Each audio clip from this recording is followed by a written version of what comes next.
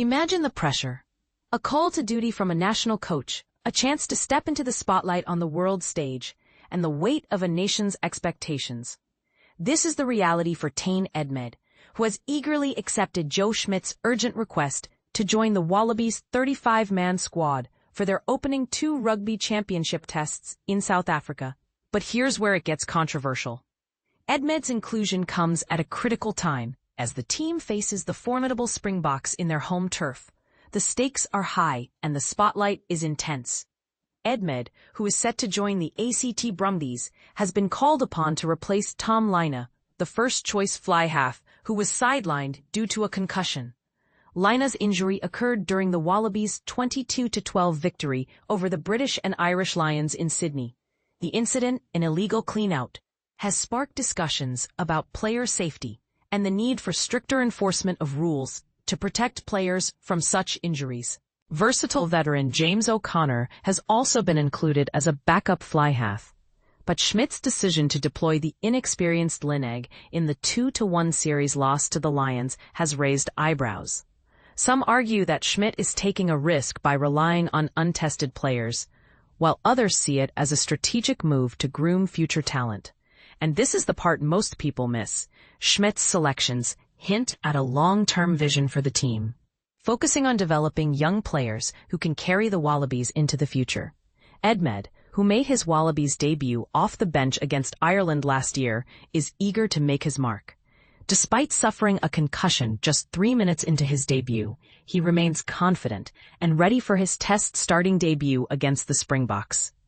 "I definitely feel like I'm ready," Edmed stated on Thursday. His experience playing for the AUNZ team and starting against the Lions has boosted his confidence, and he is determined to prove himself. Edmed's journey to this point has been an emotional roller coaster. During the Super Rugby Pacific season, NSW coach Dan McKellar barely gave him a chance to shine.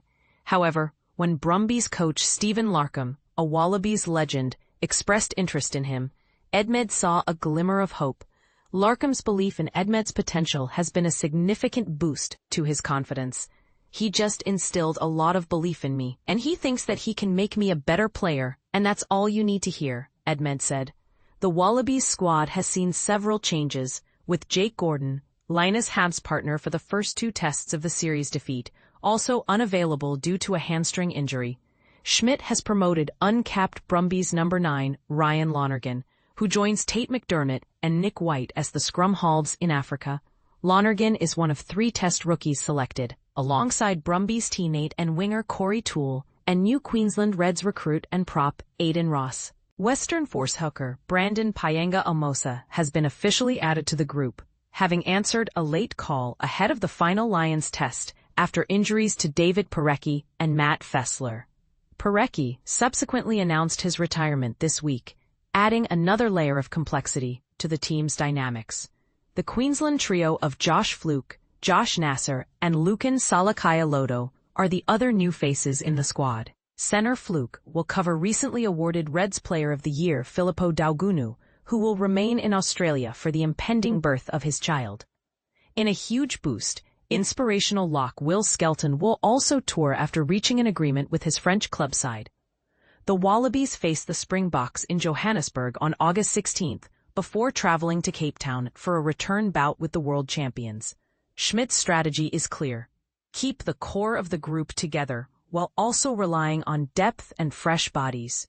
"It's pleasing to be able to keep the core of the group together, while also leaning on some depth and fresh bodies," Schmidt said. The team is aware of the challenges ahead, especially playing South Africa on their home turf over 2 consecutive weekends.